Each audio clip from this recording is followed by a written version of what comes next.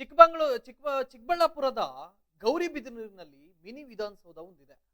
ಆ ಮಿನಿ ವಿಧಾನಸೌಧದಲ್ಲೇ ಯಾಕೋ ಮೂಲ ಸೌಲಭ್ಯಗಳು ಅಧ್ವಾನ ಆಗೋಗಿದೆ ಅನ್ನೋ ಒಂದು ಸುದ್ದಿ ಈಗ ಬರ್ತಾ ಇದೆ. ಇದಕ್ಕೆ ಸಂಬಂಧಪಟ್ಟಂತೆ ಒಂದು ಬ್ರೇಕಿಂಗ್ ನ್ಯೂಸ್ ಇದೆ, ಪ್ಲೇಟ್ಸ್ ಅಪ್ಡೇಟ್ ಆಗ್ತಾ ಇದೆ. ಎಸ್, ಮಿನಿ ವಿಧಾನಸೌಧದಲ್ಲೇ ಮೂಲ ಸೌಲಭ್ಯಗಳು ಅಧ್ವಾನವಾಗಿರುವಂತದ್ದು. ಮಿನಿ ವಿಧಾನಸೌಧದಲ್ಲೇ ಈ ರೀತಿ ಆದ್ರೆ ಕತೆ. ತಾಲೂಕು ದಂಡಾಧಿಕಾರಿಗಳ ಕೇಂದ್ರ ಸ್ಥಾನದಲ್ಲೇ ಈ ದುಸ್ಥಿತಿ ಎದುರಾಗಿದೆ. ಮೂಲ ಸೌಕರ್ಯಗಳ ದುಸ್ಥಿತಿ. ದಿನನಿತ್ಯ ಸಾವಿರಾರು ಸಂಖ್ಯೆಯಲ್ಲಿ ಬಂದು ಹೋಗುವಂತಹ ಸಾರ್ವಜನಿಕರು ಅವರ ಕೆಲಸಗಳ ನಿಮಿತ್ತ ಬಂದು ಹೋಗ್ತಾ ಇರ್ತಾರೆ. ಕನಿಷ್ಠ ಮೂಲಭೂತ ಸೌಕರ್ಯಗಳು ಇಲ್ಲದಂತಹ ದುಸ್ಥಿತಿಗೆ ತಲುಪಿಬಿಟ್ಟಿದೆ ಮಿನಿ ವಿಧಾನಸೌಧ ಅಂದ್ರೆ ಅಧಿಕಾರಿಗಳು ಏನ್ ಮಾಡ್ತಾ ಇದ್ದೀರಿ?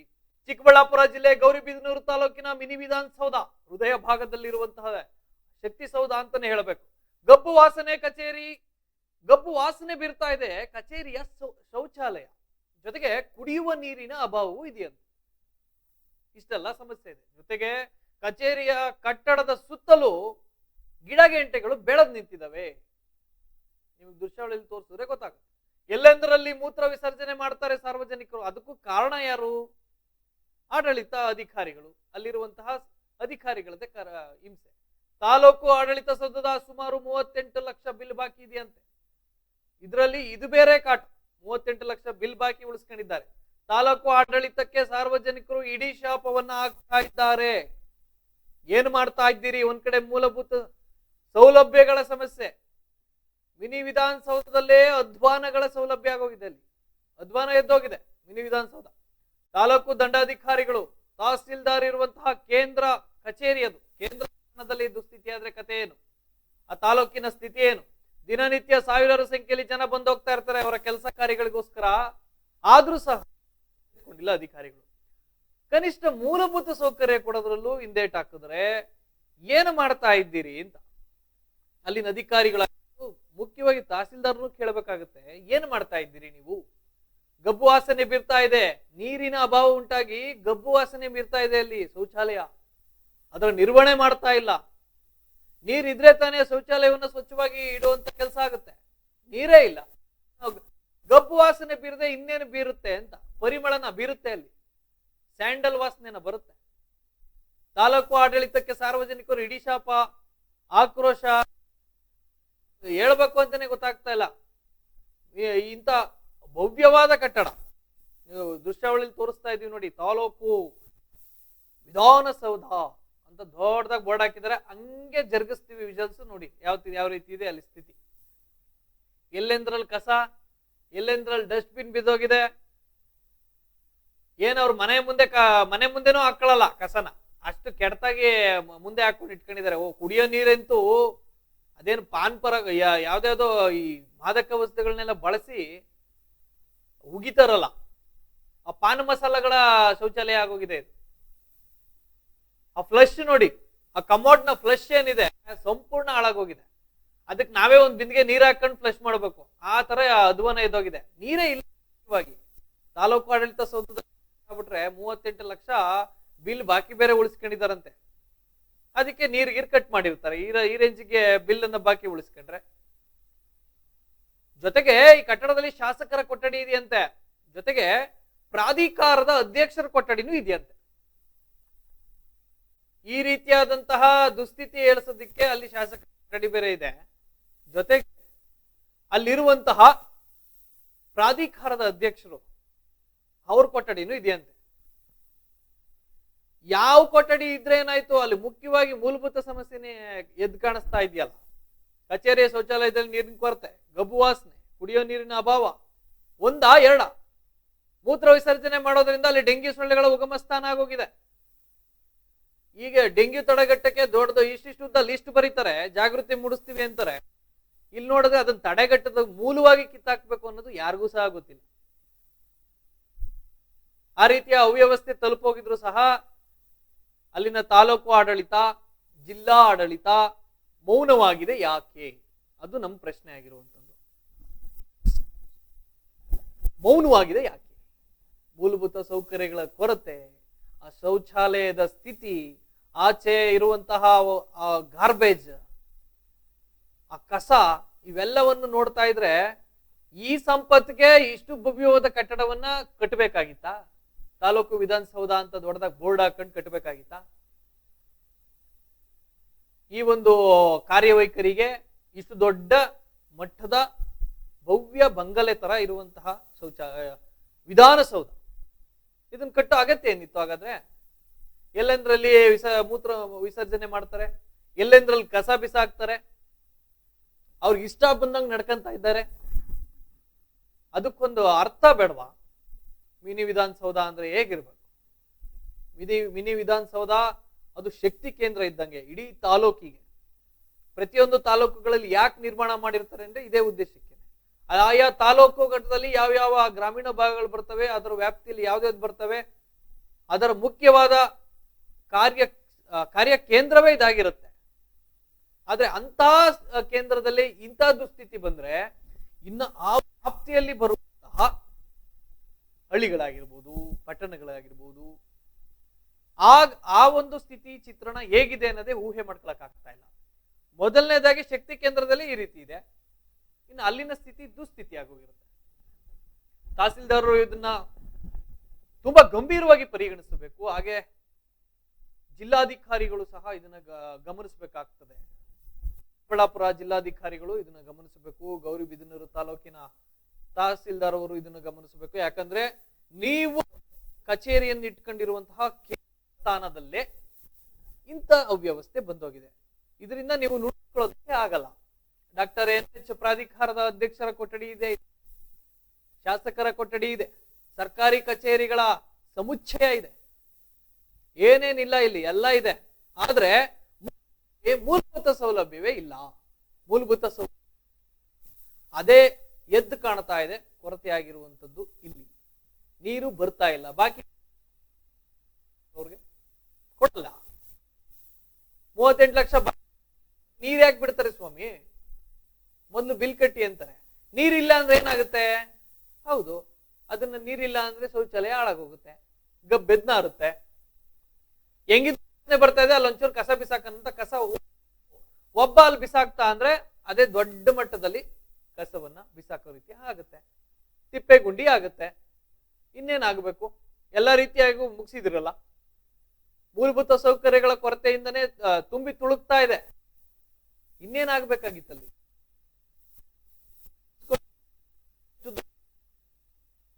ನೀರಿನ ಅಭಾವ ಎಲ್ಲ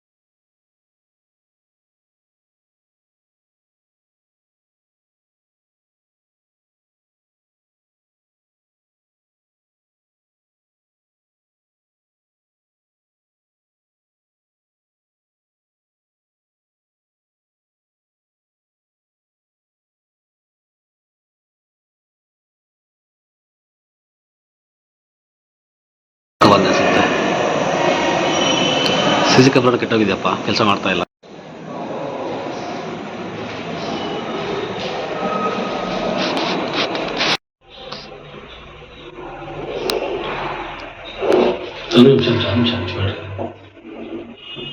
ಏನು ಮಾಡಿಸಿಲ್ಲ.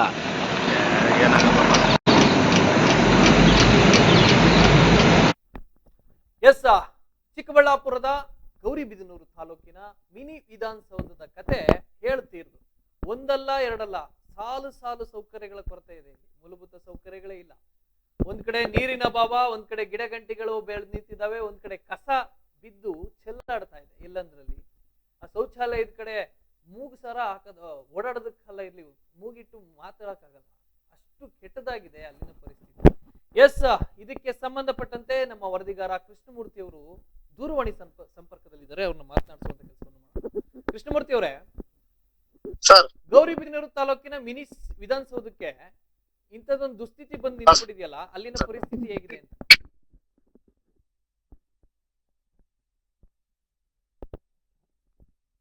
ಹಲೋ ಸರ್, ಇದು ಇಲ್ಲಿ ತುಂಬಾ ಸಾರ್ವಜನಿಕರು ಬರ್ತಾ ಇರ್ತಾರೆ ಡೈಲಿ ಇಲ್ಲಿಗೆ. ಸಾವಿರಾರು ಜನಸಂಖ್ಯೆಯಲ್ಲಿ ಬರ್ತಾ ಇರ್ತಾರೆ. ಇಲ್ಲಿ ಯಾವುದೇ ರೀತಿಯ ಸ್ವಚ್ಛತೆಯನ್ನ ಕಾಪಾಡಿಲ್ಲ. ಇಲ್ಲಿ ಕುಡಿಯೋಕ್ ಸಹ ನೀರಿಲ್ಲ ಅಂತ ತುಂಬಾ ದಿನದಿಂದ ಸಾರ್ವಜನಿಕರು ಅಲ್ಲಿ ಕಂಪ್ಲೇಂಟ್ ಮಾಡ್ತಾ ಇದ್ರು ಸಹ ಯಾರು ಅದನ್ನ ತಲೆಗೆ ಹಾಕೊಂಡಿಲ್ಲ. ತಾಲ್ಲೂಕು ಆಡಳಿತ ಆಗ್ಲಿ, ಅಲ್ಲಿರೋ ಅಧಿಕಾರಿಗಳಾಗ್ಲಿ ಅದ್ರ ಬಗ್ಗೆ ಯಾರು ಅಷ್ಟೊಂದು ಇದು ತೋರಲ್ಲ. ಆದ್ರೆ ಅಲ್ಲಿ ಅದೇ ಕಟ್ಟಡದಲ್ಲಿ ಒಂದು ಶಾಸಕರು ಇರ್ತಾರೆ, ಮತ್ತೆ ಪ್ರಾಧಿಕಾರದ ಅಧ್ಯಕ್ಷರಾದಂತಹ ಮಾಜಿ ಶಾಸಕರು ಅಲ್ಲೇ ಇರ್ತಾರೆ. ಇಷ್ಟು ಜನ ಎಲ್ಲೂ ಇದ್ರೂ ಸಹ ಅಲ್ಲಿ ಯಾವುದೇ ರೀತಿಯಾದಂತಹ ಸಾರ್ವಜನಿಕರಿಗೆ ಸೌಲಭ್ಯಗಳನ್ನ ಒದಗಿಸ್ಕೊಟ್ಟಿಲ್ಲ. ತಾವೇ ನೋಡಿದಾಗ ವಿಡಿಯೋದಲ್ಲಿ ಇದೆ ನೋಡಿ, ಯಾವ ರೀತಿ ಅಲ್ಲಿ ಸ್ವಚ್ಛತೆ ಇದೆ ಅಂತ ತಮಗೆ ಗೊತ್ತಾಗುತ್ತೆ. ಈ ರೀತಿ ಇದೆ. ಇದ್ರ ಬಗ್ಗೆ ಮೇಲಧಿಕಾರಿಗಳು ನಾವು ಮೊದ್ಲೇ ಹೇಳಿದ್ರು ಸಹ, ಸಾರ್ವಜನಿಕರೆಲ್ಲ ಕಂಪ್ಲೇಂಟ್ ಮಾಡಿದ್ರು ಸಹ ಅವ್ರು ಯಾವುದೇ ರೀತಿ ಅದ್ರ ಬಗ್ಗೆ ಒಂದು ಕಾಳಜಿ ವಹಿಸಿಲ್ಲ. 38 ಲಕ್ಷ ಬಿಲ್ ಅನ್ನ ಉಳಿಸ್ಕೊಂಡಿದ್ದಾರಲ್ಲ ಅಂತ, ಏನು ಉಳಿಸ್ಕೊಂಡಿದ್ದಾರೆ ಇವರು? ಇದು ಕರೆಂಟ್ ಸರ್. ಇದು ಈ ಬಿಲ್ ಬಂದು ಸುಮಾರು ತಿಂಗಳಿಂದ ಬಾಕಿ ಇದೆ ಅಂತ ಹೇಳ್ಬಿಟ್ಟು ಹೇಳ್ತಾ ಇದಾರೆ. ಇದು KEB ಅಧಿಕಾರಿಗಳನ್ನ ಕೇಳಿದ್ರು ಇದೇ ರೀತಿನೇ ಹೇಳ್ತಾ ಇದಾರೆ, ಇನ್ನು ಅವರು ಬಿಲ್ ಪಾವತಿ ಮಾಡಿಲ್ಲ ಅಂತ ಹೇಳ್ತಿದಾರೆ. ಇದು ಇವ್ರು ಯಾಕೆ ಪೆಂಡಿಂಗ್ ಇಟ್ಟಿದಾರೆ ಅಂತ ಹೇಳಿದ್ರೆ ಹಳೆ ತಹಸೀಲ್ದಾರ್ ಮಾಡಿಲ್ಲ ಅನ್ನೋದು ಇವ್ರು ಹೇಳ್ತಾರೆ.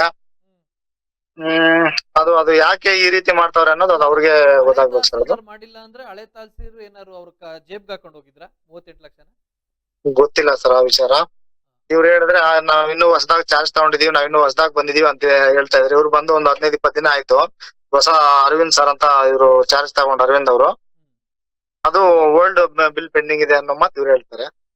ಆಯ್ತು, ವಾಟ್ ಎವರ್. ಈಗ 38 ಲಕ್ಷ ಬಿಲ್ ಪೆಂಡಿಂಗ್ ಇದೆ ಬೆಸ್ಕಾಂ ಇದರಿಂದ, ಜೊತೆಗೆ ನೀರು ಸಹ ಬರ್ತಾ ಇಲ್ಲ, ಅಂದ್ರೆ ವಿದ್ಯುತ್ ಬರ್ತಾ ಇಲ್ಲ. ಈ ರೀತಿ ಸಮಸ್ಯೆ ಆಗಿದೆ. ಓಕೆ ಸರ್, ಈ ನೀರಿನ ಸಮಸ್ಯೆ ಇವತ್ತೊಂದಿನ ಅಲ್ಲ, ಇದು ಸುಮಾರು ತಿಂಗಳುಗಳಿಂದ ಇರೋದು. ಇದು ಕನಿಷ್ಠ ಶೌಚಾಲಯಗಳಲ್ಲಿ ನೀರಿಲ್ಲ, ಕುಡಿಯೋಕ್ ನೀರಿಲ್ಲ. ಅಲ್ಲಿ ನೀರಿನ ಸಮಸ್ಯೆ ಬರೋ ಪ್ರತಿ ಸಾರ್ವಜನಿಕರು ಆಚೆ ಹೋಗ್ಬೇಕು, ಹೋಟ್ಲಲ್ಲಿ ಕುಡಿಬೇಕು, ದುಡ್ಡು ಕೊಟ್ಟು ಕುಡಿಬೇಕು. ಇಲ್ಲಿ ನೀರಿನ ಕೊಳವೆಗಳಿದಾವೆ, ಮತ್ತೆ ನಾವು ಶುದ್ಧೀಕರಣ ಘಟಕಗಳು ಮಾಡಿದೀವಿ ಅಂತ ಇವ್ರೇನ ಹೇಳ್ಕೊಂಡಿದ್ದಾರೆ ಹೊರತು ಅದರಿಂದ ಯಾರಿಗೂ ಉಪಯೋಗ ಅಂತ ಇಲ್ಲ ಸಾರ್ವಜನಿಕರಿಗೆ. ಈ ರೀತಿ ಇದೆ ಇಲ್ಲಿ ಪರಿಸ್ಥಿತಿ. ಈಗ ಇವರು ತಹಸೀಲ್ದಾರ್ ಇದಾರಲ್ಲ ಹೊಸಬ್ರು, ಹೌದು ಅವ್ರದೊಂದು ಚೇಂಬರ್ ಇದೆ, ಅಲ್ಲ ಹಾ, ನೀರ್ ಬರ್ತಾ ಇದ್ಯಾ ಅಥವಾ ಅವ್ರಿಗೆ ಶೌಚಾಲಯ ಅಲ್ಲಿ ಕ್ಲೀನ್ ಆಗಿದ್ಯಾ, ಸ್ವಚ್ಛತೆ ಆಗಿದ್ಯಾ? ಸರ್, ಅಲ್ಲೆಲ್ಲಾನು ವಿತ್ AC ರೂಮ್ ಅಲ್ವಾ ಸರ್, ಅವ್ರಿಗೆ ಏನ್ ಬೇಕು ಎಲ್ಲಾ ಸೌಲಭ್ಯಗಳು ನೀಟ್ ಆಗಿರ್ತವೆ. ಅಲ್ಲಿ ಸಾರ್ವಜನಿಕರಿಗೆ ಬಂದಾಗ ಮಾತ್ರನೇ ಈ ಒಂದು ಪರಿಸ್ಥಿತಿ ಇರುತ್ತೆ ಹೊರತು ಅಧಿಕಾರಿಗಳಿಗೆ ಯಾವುದೇ ರೀತಿ ಕೊರತೆ ಇಲ್ಲ. ಅಧಿಕಾರಿಗಳು ಅವ್ರು ಕುಡಿಲಿಕ್ಕೆ ಅಂತ ಹೇಳ್ಬಿಟ್ಟು ಸಪರೇಟ್ ಡ್ರಮ್ಗಳು ತರಿಸ್ಕೊಂಡು ಒಳಗಡೆ ರೂಮ್ಗಳಲ್ಲಿ ಇಟ್ಕೊಂತಾರೆ. ಸಾರ್ವಜನಿಕರಿಗಲ್ಲ. ಸಾರ್ವಜನಿಕರಿಗಂತ ಈ ಶುದ್ಧ ಘಟಕ ಒಂದು ಮಾಡಿಟ್ಟಿದಾರಲ್ಲ, ಇದು ಮಾಡಿರೋ ಒಂದು 1ನೇ ತಿಂಗಳಲ್ಲೇ ಕೆಟ್ಟೋಗಿದೆ. ಇದು 2019ರಲ್ಲೇ ಕೆಟ್ಟೋಗಿದೆ. ಅಲ್ಲಿನಿಂದ ಮತ್ತೆ ಇಲ್ಲಿನ ತನಕ ಅದೇನು ಕೆಲಸ ಮಾಡಿಲ್ಲ. ಅದ್ರ ಬಗ್ಗೆ ಇವ್ರು ಕಾಳಜಿ ವಹಿಸಲ್ಲ. ಸಾರ್ವಜನಿಕರನ್ನ ಕೇಳಿದ್ರು ಅದಕ್ಕೆ ಇದೆಲ್ಲ ಆಚೆ ಹೋಗಿ ಕುಡಿದೆ ಅಂತಾರೆ. 5-6 ವರ್ಷ ಕಳೆದ್ರೂ ಸಹ ಇದೇ ಸ್ಥಿತಿ ಇದೆ. ಇದೇ ಸ್ಥಿತಿ ಇದೆ. ತಹಸೀಲ್ದಾರ್ ಅವ್ರಿಗೆ ಒಂದ್ಸಲ ಹೊರಗಡೆ ಬಂದು ಶೌಚಾಲಯ ಬಳಸೋದಕ್ಕೆ ಹೇಳ್ಬೇಕು. ಅವ್ರಿಗೆ ಗೊತ್ತಾಗುತ್ತೆ ವಸ್ತುಸ್ಥಿತಿ ಏನಿದೆ. ಹೌದು ಸರ್, ನಿಜ ಸರ್. ಅದು ಅವ್ರು ಬರಲ್ವಲ್ಲ ಸರ್, ಅವ್ರಿಗೆ AC ರೂಮ್ ಇದೆ, ಸಪರೇಟ್ ಅವ್ರಿಗೆಲ್ಲ ಶೌಚಾಲಯ ಇದೆ, ಎಲ್ಲ ಸ್ವಚ್ಛತೆ ಇರುತ್ತಲ್ಲ ಸರ್. ಈಗ ಶಾಸಕರು ಕೊಠಡಿ ಇದೆ ಅಲ್ಲಿ, ಮತ್ತೆ ಪ್ರಾಧಿಕಾರದ ಅಧ್ಯಕ್ಷರ ಕೊಠಡಿ ಇದೆ. ಏನ್ ಅವ್ರು ಬರ್ತಾರಾ ಅಥವಾ ಸುಮ್ನೆ ಕೊಠಡಿ ಅಂತ ಇಟ್ಕೊಂಡಿದ್ದಾರೆ? ಸರ್, ಶಾಸಕರು ಯಾವಾಗ ಬರ್ತಾರೆ ಅನ್ನೋದಂತೂ ಗೊತ್ತಿಲ್ಲ. ಈ ಹಿಂದಿನ ಶಾಸಕರಿದ್ದಾಗ ಅವರು ವೀಕ್ಲಿ ಒನ್ಸ್ ಪ್ರತಿ ಶನಿವಾರ ಅಲ್ಲಿ ಆ ಕೊಠಡಿಗೆ ಬರ್ತಿದ್ರು, ಸಾರ್ವಜನಿಕರ ಕುಂದುಕೊರತೆಗಳನ್ನ ಆಲಿಸ್ತಿದ್ರು. ಈಗಿರುವಂತ ಶಾಸಕರು ಇದುವರೆಗೂ 2 ವರ್ಷದಲ್ಲಿ ಅಮ್ಮಮ್ಮ ಅಂದ್ರೆ ಒಂದ್ 5-6 ಸತಿ ಅಲ್ಲಿ ಬಂದಿರ್ಬೋದು ಅಷ್ಟೇ ಹೊರತು ಅಲ್ಲಿ ಬಂದು ಯಾವುದೇ ರೀತಿ ಸಾರ್ವಜನಿಕರ ಸಮಸ್ಯೆಗಳನ್ನ ಪರಿಹರಿಸಿರೋದು ಅದು ಯಾವ್ದು ಇಲ್ಲ. ಈಗಿರುವಂತ ಹಾಲಿ ಶಾಸಕರ ಪರಿಸ್ಥಿತಿ. ಅವ್ರ ಕೊಠಡಿನೂ ಈಗ ಹಾಲಿ ಶಾಸಕರದ್ದು ಏನು ಕೊಠಡಿ ಇತ್ತು ಆ ಕೊಠಡಿನ ಈಗ HN ಪ್ರಾಧಿಕಾರದ ಅಧ್ಯಕ್ಷರಿಗೆ ನೀಡಿದ್ದಾರೆ. ಇವ್ರಿಗೆ ಬೇರೆ ಕೊಠಡಿ ಮಾಡ್ಕೊಟ್ಟಿದ್ದಾರೆ. ಆದ್ರೆ ಅವ್ರು ಆ ಕೊಠಡಿ ಇನ್ನೂ ರೆಡಿ ಮಾಡಿಲ್ಲ. ಇವರು ಈಗ HN ಪ್ರಾಧಿಕಾರದ ಅಧ್ಯಕ್ಷ ಏನಿದ್ದಾರೆ ಅವರು ರೀಸೆಂಟ್ ಆಗಿ ಒಂದು 2-3 ಡೇಸ್ ಬ್ಯಾಕ್ ಹೊಸದಾಗಿ ಎಲ್ಲಾನು ನವೀಕರಿಸಿಕೊಂಡು ಕೊಠಡಿ ರೆಡಿ ಮಾಡ್ಕೊಂಡವ್ರೆ. ಅವ್ರಿಗೆ ಹೇಗ್ ಬೇಕೋ ರೆಡಿ ಮಾಡ್ಕೊಂಡಿದ್ದಾರೆ. ಅವ್ರಿಗೆ ನೀರ್ ಬರುತ್ತೆ, ಸೌಲಭ್ಯ ಇದೆ, ಕರೆಂಟ್ ಇದೆ, ಎಲ್ಲ ಇದೆ.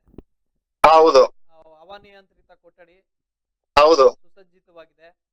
100%. ಆಚೆ ಅಲ್ಲಿಂದ ಕೆಲಸದ ನಿಮಿತ್ತ ಬಂದ ಸಾರ್ವಜನಿಕರು ಹೆಂಗಾರ ಹಾಳಾಗೋಗ್ಲಿ, ಇವ್ರಿಗೇನು ಹೌದೌದೌದು, ಅದೇ ಪರಿಸ್ಥಿತಿನೇ ಇರೋದು ಇದು. ಅದಕ್ಕೆ ಇದು ಎಲ್ಲಾನು ಸಾರ್ವಜನಿಕರೆಲ್ಲಾನು ಆಕ್ರೋಶ ವ್ಯಕ್ತಪಡಿಸ್ತಾರೆ ಇದ್ರ ಮೇಲೆ.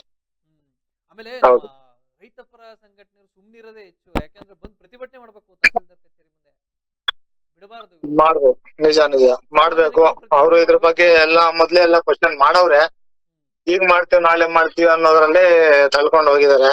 ಕೆಲವ್ರು ಹೇಳ್ತಾರೆ ಏನೋ ನಮ್ಗೆ ಹಣದ ಕೊರತೆ ಇದೆ, ಅದು ಅಭಾವ ಇದೆ ಅನ್ನೋದೊಂದು ಹೇಳಿದ್ದಾರೆ ಅಂತ ಇನ್ನೊಬ್ರು ಯಾರು ರೈತ ಮುಖಂಡರು ಹೇಳಿದ್ರು. ಅಲ್ಲ, ಅಧಿಕಾರಿಗಳು ಮಾತ್ರ ಇದ್ರ ಬಗ್ಗೆ ನಿರ್ಲಕ್ಷ್ಯ ಮಾಡ್ತಾ ಇದಾರೆ ಸರ್. ಕೊರತೆ ಇದೆ, ಎಲ್ಲ ಕೊರತೆ ಇದೆ. ಈಗ ಹಿಂದಿನ ತಹಸೀಲ್ದಾರ್ ಅವ್ರೇನ್ ಜೇಬ್ ಹಾಕೊಂಡು ಹೋಗಿದ್ರೆ ಅದು ತನಿಖೆ ಮಾಡಿಸ್ಕೊಳ್ಳಿ, ನಮ್ಗೆ ಯಾಕೆ ಬೇಕದು? ಹೌದು ಸರ್, ನಾವು ಕೇಳ್ತಾ ಇರೋದೇನು ಕನಿಷ್ಠ ಮೂಲಭೂತ ಸೌಕರ್ಯ. ಅದು ನಿಮ್ಮ ಕೆಲಸದ ನಿಮಿತ್ತ ಬರೋದು ತಾಲೂಕು ಹೌದು. ಕಚೇರಿ. ಅವ್ರೇನ್ ನಿಮಗೆ ಕುಂಟೆಬಿಲ್ಲೆ ಕಬಡ್ಡಿ ಆಡಕ್ ಬರಲ್ಲ, ಅವ್ರ ನಿಜ. ಕೆಲಸಗಳಿಗೆ ಬರ್ತಾರೆ. ಅದಕ್ಕೂ ಹೌದು. ಶೌಚಾಲಯ ವ್ಯವಸ್ಥೆ ಇಲ್ಲ ಅಂದ್ರೆ ಯಾವ ರೀತಿಯಾದಂತಹ ಆಡಳಿತ ಮಾಡ್ತಾ ಇದ್ದೀರಿ? ಶಕ್ತಿ ಸೌಧ ಹೇಳ್ಕೊಳ್ಳೋದಕ್ಕೆ. ಹೌದು, ಶಕ್ತಿ ಸೌಧ ಸರ್, ನಮ್ ತಾಲ್ಲೂಕಿನ ಶಕ್ತಿ ಸೌಧ ಸರ್ ಅದು. ಆದ್ರೆ ಹ್ಮ್. ಯಾವ್ದೇ ಶಕ್ತಿ ಇಲ್ಲ, ನಿಶಕ್ತಿ ಆಗೋಗಿದೆ. ಹೌದು, ಶಕ್ತಿ ಇದೆ ಸರ್, ಅಧಿಕಾರಿಗಳಿಗೆ ಶಕ್ತಿ ಇದೆ, ಸಾರ್ವಜನಿಕರಿಗೆ ನಿಶಕ್ತಿ ಆಗಿದೆ. ಅದೇ ಮೇಲೆಲ್ಲ ಹೌದು. ತಳುಕು, ಒಳಗೆಲ್ಲ ಉಳುಕು ಹೌದು ಸರ್, ಅಂತ ಅದೇ ಪರಿಸ್ಥಿತಿ ರೀತಿ ಮಿನಿ ಕಾಣ್ತಾ ಇದೆ ವಿಧಾನಸೌಧ ತಂದಿಟ್ಟಿದ್ದಾರೆ. ಹೌದು. ಎಸ್ ಎಸ್ ಧನ್ಯವಾದಗಳು ಕೃಷ್ಣಮೂರ್ತಿ, ಈಡನ್ ಸ್ಟೇಟ್ ಜೊತೆ ಮಾತನಾಡಿ. Thank you sir. ಎಸ್ ನಮ್ಮ ವರದಿಗಾರ ಕೃಷ್ಣಮೂರ್ತಿ ಅವರು ಮಾತನಾಡುವಂತ ಸಂದರ್ಭದಲ್ಲಿ ಶಾಸಕರ ಕೊಠಡಿ ಇದೆ, ಆದ್ರೆ ಬಂದಿರೋದು ನೋಡಿದ್ರೆ ಒಂದು 5ರಿಂದ 6 ಸಲ ಬಂದಿದ್ದಾರೆ. ತಹಸೀಲ್ದಾರ್ ಅವರು ಸಹ ಇಂಥ ಪರಿಸ್ಥಿತಿ ಇದ್ರೂ ಸಹ ಮೌನವಾಗಿದ್ದಾರೆ. ಅದೇನಕ್ಕೆ ಅಂತ ಗೊತ್ತಿಲ್ಲ. ಬಾಕಿ ಬಿಲ್ ಕೇಳಿದ್ರೆ ಓದ್ ತಹಸೀಲ್ದಾರ್ ಏನೋ ಕಟ್ಟಿಲ್ವಂತೆ, ಅದಕ್ಕೆ ನಾನು ಕಟ್ಟಲ್ಲ, ನನಗೆ ಅನುದಾನ ಇಲ್ಲ, ನನಗೆ ದುಡ್ಡು ಬಂದಿಲ್ಲ ಅಂತಾರೆ. ಇದೇನು ಅಂತಾನೆ ಅರ್ಥ ಆಗ್ತಾ ಇಲ್ಲ. ಓದ್ ತಹಸೀಲ್ದಾರ್ ಅಂದ್ರೆ ಹಿಂದಿನ ತಹಸೀಲ್ದಾರ್ ಏನಾದ್ರು ಅವ್ರ ಅಕೌಂಟ್ಗೆ ಅಥವಾ ಜೇಬಿಗೆ ಬಿಟ್ಕೊಂಡು ಹೋಗಿದ್ರೆ ಅದನ್ನ ತೋರಿಸೋ ಕೆಲಸನ ತನಿಖೆ ಮೂಲಕ ಮಾಡಿಸಿ. ಬಟ್ ಈಗ ಪರಿಸ್ಥಿತಿ ಏನಿದೆ ಅಲ್ಲಿ, ಆ ಸ್ಥಿತಿಯನ್ನ ನಿಭಾಯಿಸೋ ಕೆಲಸವನ್ನ ನೀವು ಹೊಸದಾಗಿ ಇನ್ಚಾರ್ಜ್ ತಗೊಂಡ್ರು ಮಾಡ್ಬೇಕದು ನಿಮ್ ಕರ್ತವ್ಯ. ಹೊಸದಾಗಿ ತಗೊಂಡಿದ್ದೀನಿ ಅನ್ಬಿಟ್ಟು ಶೌಚಾಲಯ ಹಾಗೆ ಬಿಡಕ್ಕಾಗಲ್ಲ. ಹೊಸದಾಗಿ ತಗೊಂಡಿದೀವಿ ಅನ್ಬಿಟ್ಟು ಸ್ವಚ್ಛತೆ ಮಾಡಿಸ್ತಾ ಇರಕ್ಕಾಗಲ್ಲ. ನೀವು ಹೊಸದಾಗಿ ತಗೊಂಡಿದ್ದೀರಿ ಅನ್ನೋ ಒಂದು ಕಾರಣಕ್ಕೆ ಕರೆಂಟ್ ಬಿಲ್ ಕಟ್ತಾ ಇರಕ್ಕಾಗಲ್ಲ. ಆ ರೀತಿ ಆಗುತ್ತೆ. ಈಗ ಹೊಸದಾಗಿ ಏನಾದ್ರು ಒಂದು ಮನೆ ತಗೊಂತೀರಿ, ಅಲ್ಲಿ ಅವ್ನು ಹಿಂದಿನವನು ಯಾವನು ಕಟ್ಟಿರಲ್ಲ, ನಿಮ್ಗೆ ಸುಮಾರು ಲಕ್ಷಾನ್ಗಟ್ಲೆ ಬಿಲ್ ಬಿಟ್ಕೊಂಡಿರ್ತಾನೆ. ಅವ್ನು ಹಿಡ್ಕೊಂಡು ಹೋಗ್ತಿರೋ ಅಥವಾ ಫಸ್ಟ್ ಕಟ್ಬಿಟ್ಟು ಬಗೆಹರಿಸ್ಕೊಂತೀರೋ? ನಿಮ್ ಮನೆಗಾದ್ರೆ ಆ ರೀತಿ ಬಗೆಹರಿಸ್ಕೊತೀರಿ. ಇದು ಸಾರ್ವಜನಿಕ ಕೇಂದ್ರ ಸ್ಥಳ, ಅದಕ್ಕೆ ನೀವು ಮಾಡಲ್ಲ. ಆ ಕೆಲಸ ಮಾಡಿದಿದ್ರೆ ಇಷ್ಟೊತ್ತಾಗ್ಲೇ ಸಾರ್ವಜನಿಕರು ನಿಮ್ಮನ್ನು ಹೊಗಳ್ತಾ ಇದ್ರು, ಹಳೇದೇನಪ್ಪ ಬಿಡಪ್ಪ, ಈಗೇನೋ ಒಂದು ಕಟ್ಟಿದ್ದಾರೆ, ಎಲ್ಲ ಕ್ಲಿಯರ್ ಆಗಿದೆ, ಶೌಚಾಲಯ ಇದೆ, ಯಾವುದೇ ಅಸ್ವಚ್ಛತೆ ಇಲ್ಲ, ಅನೈರ್ಮಲ್ಯ ಇಲ್ಲ, ಆರಾಮಾಗಿ ಹೋಗ್ಬಿಟ್ಟು ಬರ್ಬೋದು ತಾಲೂಕು ಆಡಳಿತ ಸೌಧಕ್ಕೆ ಅಂತ ಅನ್ಕೊಂಡ್ ಬರ್ತಾರೆ. ನೀವೇ ಈ ರೀತಿ ಮೌನವಾಗಿ ಸೈಲೆಂಟ್ ಆಗಿದ್ಬಿಟ್ರೆ ಸಾರ್ವಜನಿಕರು ಎಲ್ಲಿ ಹೋಗ್ಬೇಕು? ಏನೋ ಅರ್ಜೆಂಟ್ ಆಯ್ತಪ್ಪ, ಈಗ ಶೌಚಾಲಯ ಬಯಲ್ಗೆ ಹೋಗಕ್ಕಾಗತ್ತಾ? ಬಯಲು ಮುಕ್ತ ಮಾಡ್ತೀವಿ ಅಂತ ಕೇಂದ್ರ ಸರ್ಕಾರ ರಾಜ್ಯ ಸರ್ಕಾರ ಎಲ್ಲ ಬೊಬ್ಬೆ ಹೊಡಿತಾ ಇದ್ದಾರೆ. ಇಲ್ಲಿ ನೋಡಿದ್ರೆ ನೀವು ಎಲ್ಲ ಇದ್ರು ಸಹ ಸೌಕರ್ಯಗಳೆಲ್ಲ ಇದ್ರು ನಿಮ್ಗೆ ಜಸ್ಟ್ ನೀರ್ ಬಿಡ್ಸಕ್ಕಾಗಿಲ್ಲ, ನಿಮ್ ಕೈಲಿ ಸ್ವಚ್ಛತೆ ಮಾಡ್ಸಕ್ಕಾಗಿಲ್ಲ, ಸಿಬ್ಬಂದಿ ಇಟ್ಟು ಸ್ವಚ್ಛತೆ ಮಾಡಕ್ಕಾಗಿಲ್ಲ, ನಿಮ್ ಕೈಲಿ ಒಂದ್ ನಿರ್ವಹಣೆ ಮಾಡಕ್ ಆಗ್ತಾ ಇಲ್ಲ. ಒಂದು ಕಮೋಡ್ನ ಫ್ಲಶ್ಡೇ ಹಾಳಾಗೋಗಿದೆ, ಅದು ಮೇಲ್ಗಡೆ ಒಂದು ಕ್ಯಾಪ್ ಹಾಕ್ಸೋದಿಕ್ ಆಗ್ತಾ ಇಲ್ಲ ಅಂದ್ರೆ ಯಾಕೆ ಬೇಕು ಇಷ್ಟು ಭವ್ಯವಾದ ಆಡಳಿತ ಸೌಧ? ಯಾಕೆ ಬೇಕು ಗೌರಿಬಿದನೂರ್ಗೆ? ಹಾಗಾದ್ರೆ ಹೋಗಿ ಜಿಲ್ಲಾಡಳಿತಕ್ಕೆ ಹೋಗಿ, ಅಲ್ಲಿರುವಂತಹ ಕಾರ್ಯಸೌಧಕ್ಕೆ ಅಲ್ಲೇ ಹೋಗಿ, ಅಲ್ಲಿ ಗೊತ್ತಾಗುತ್ತೆ. ಅವಾಗ ಜನರಿಗೆ ಒಳ್ಳೇದಾಗ್ಲಿ ಅನ್ನೋ ಉದ್ದೇಶದಿಂದ ಗೌರಿಬಿದನೂರು ತಾಲೂಕಿನ ಶ್ರೇಯಾಭಿವೃದ್ಧಿಗೆ ಅಲ್ಲಿ ಮಿನಿ ವಿಧಾನಸೌಧ, ಆಡಳಿತ ಸೌಧ ಅಂತ ಕಟ್ಟಿದ್ದಾರೆ. ಅದಕ್ಕೆ ಒಬ್ಬರನ್ನ ತಹಸೀಲ್ದಾರ್ನ ಇಟ್ಟಿದ್ದಾರೆ. ಆದ್ರೆ ನೀವೇ ಈ ರೀತಿಯಾಗಿ ಸೈಲೆಂಟ್ ಆಗಿದ್ಬಿಟ್ರೆ ಅಲ್ಲಿನ ಜನಗಳು ಏನ್ ಮಾಡಬೇಕು? ಎಲ್ಲದಕ್ಕೂ ದುಡ್ಡು ಬಂದಿಲ್ಲ ಅಂತ ಸೀದಾ ಬೆರಳನ್ನ ತಗೊಂಡೋಗಿ ಸಿದ್ದರಾಮಯ್ಯರ ಕಡೆ ತೋರಿಸ್ಬಿಡಿ, DK ಶಿವಕುಮಾರ್ ಕಡೆ ತೋರಿಸ್ಬಿಡಿ, ಸರಿ ಹೋಗುತ್ತೆ ಎಲ್ಲ. ಅಂದ್ರೆ ಅವ್ರ ಹೆಸರು ಹೇಳ್ಬಿಟ್ರೆ ಸುಮ್ನಾಗ್ಬಿಡ್ತಾರೆ ಅಂತ ಜನ. ಯಾಕೆಂದ್ರೆ 5 ಗ್ಯಾರಂಟಿ ಕೊಟ್ಟಿದಾರಲ್ಲ, 5 ಗ್ಯಾರಂಟಿ ಕೊಟ್ಟಿದ್ದಾರೆ, 5 ಗ್ಯಾರಂಟಿಗೆ ಹೋಗ್ತಾ ಇದೆ ದುಡ್ಡು ಅಂತ ಗೊತ್ತಾಗ್ಬೇಕಲ್ಲ. ಒಂದ್ ಕಡೆ ಸರ್ಕಾರಕ್ಕೂ ಕಪ್ಪು ಚುಕ್ಕಿ ತರಬೇಕು, ಎಲ್ಲಾ ಬ್ಲೇಮ್ನು ಸರ್ಕಾರದ ಮೇಲೆ ಹಾಕಬೇಕು. ನೀವು ಮಾತ್ರ ಆರಾಮಾಗಿ ಹವಾ ನಿಯಂತ್ರಿತ ಕೊಠಡಿಲಿ ಹವಾ ತಕೊಂಡು ಆರಾಮಾಗಿರ್ತೀರಿ. ಜನರೇ ಚೀಮಾರಿ ಹಾಕಬೇಕು ನಿಮ್ಮ ಕಾರ್ಯವೈಖರಿ. ಮಾಡ್ತಾ ಇಲ್ಲ.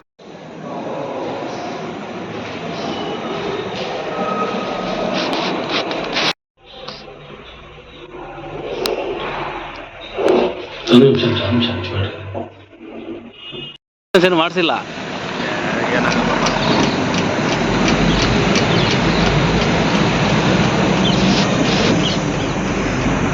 ಇದೀಗ ತೆಗೆದಾಯ್ತು, ಇದೀಗ ತೆಗೆದಾಯ್ತು.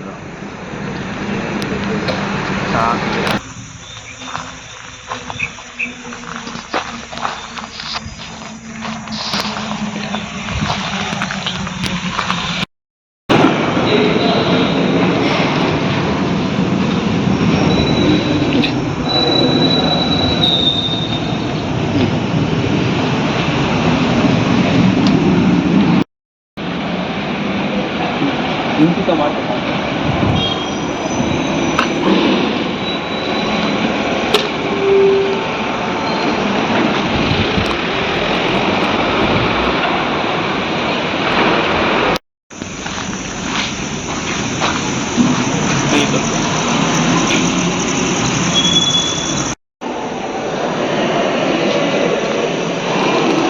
ಡಸ್ಟ್ ಹಿಡ್ದಾವೆಲ್ಲ ಇಲ್ಲಿ.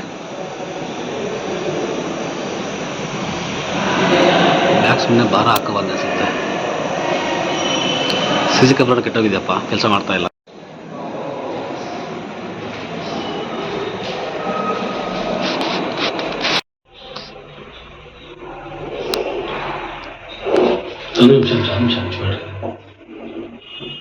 ಏನು ಮಾಡಿಸಿಲ್ಲ.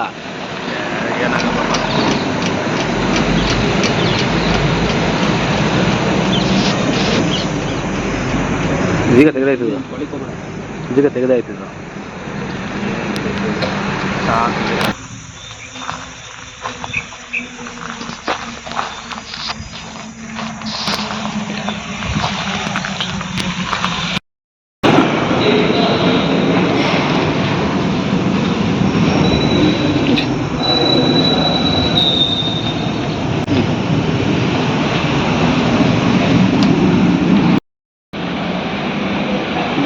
ಇಂಚಿತ ಮಾಡ್ತಾರೆ.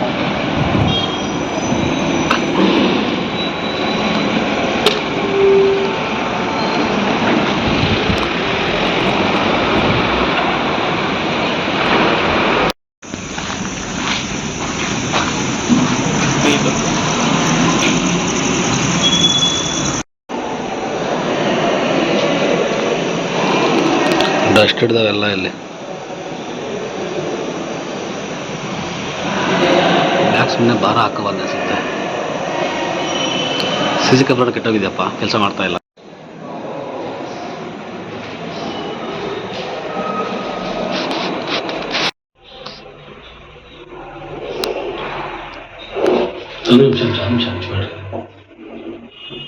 ಏನು ಮಾಡಿಸಿಲ್ಲ.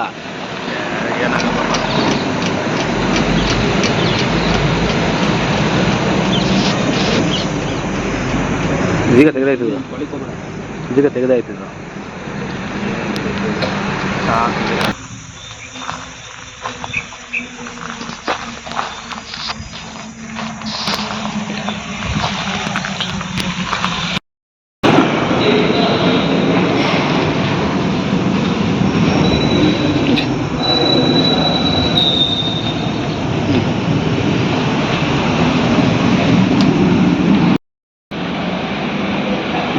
ಇಂಚಿತ ಮಾಡ್ತಾರೆ.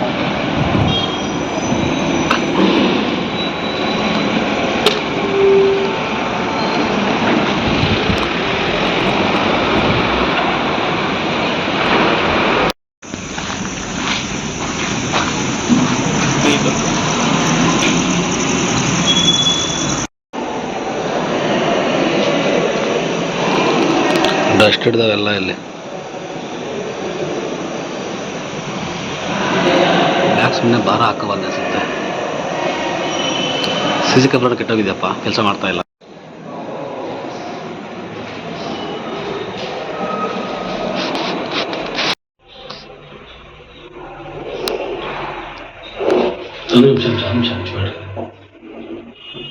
ಏನು ಮಾಡಿಸಿಲ್ಲ.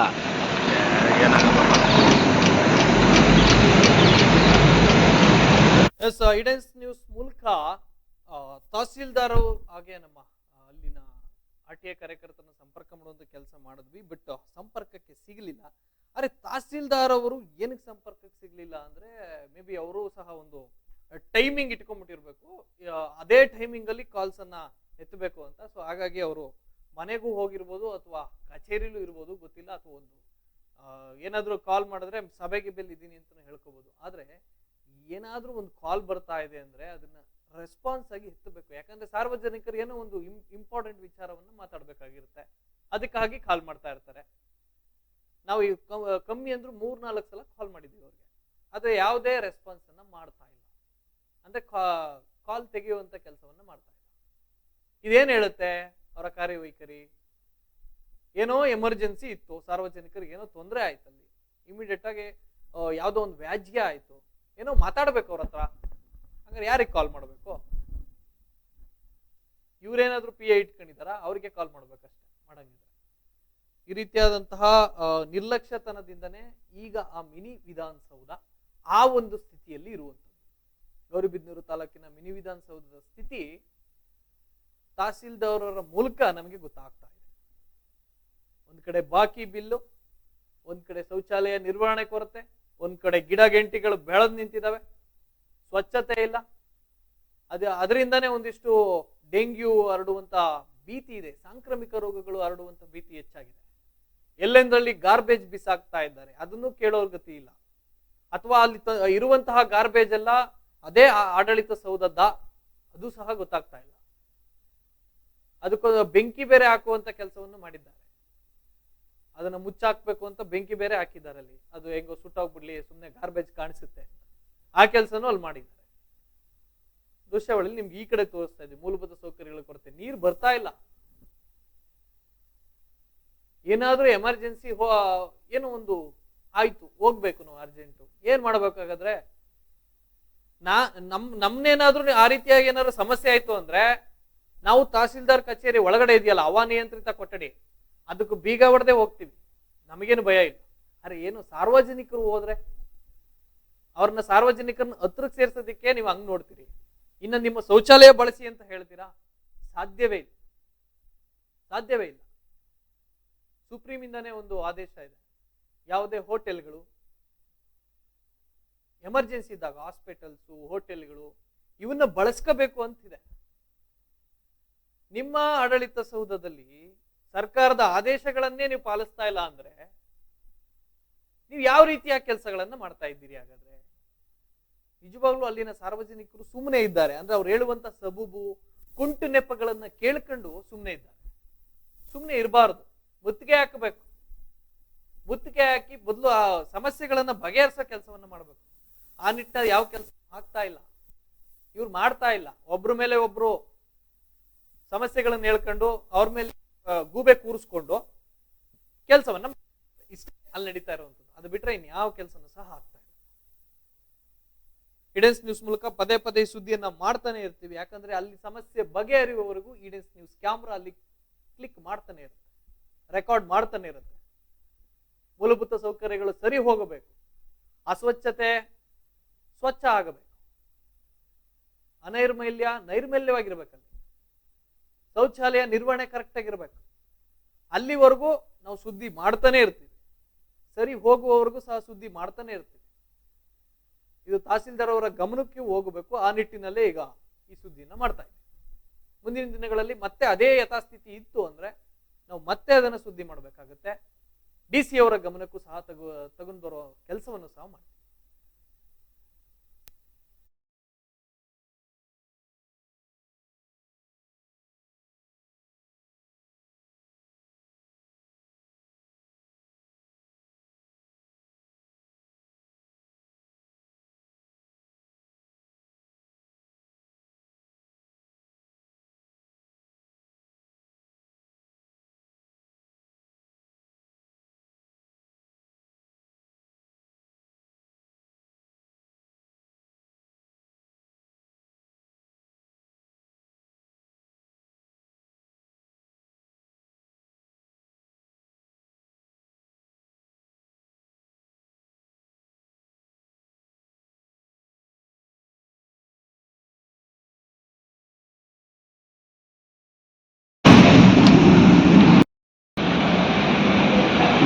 ಇಂಕಿತ ಮಾಡ್ತಾರೆ.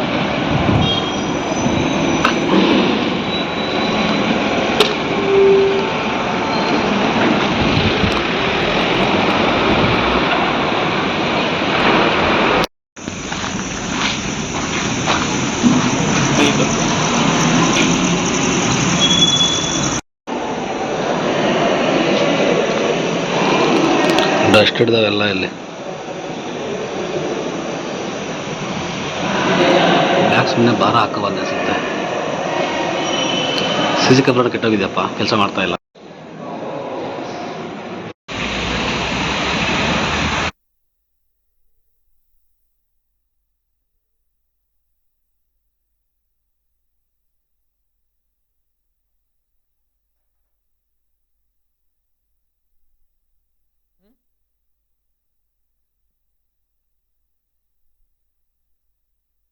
ಇದೇ ಸುದ್ದಿನ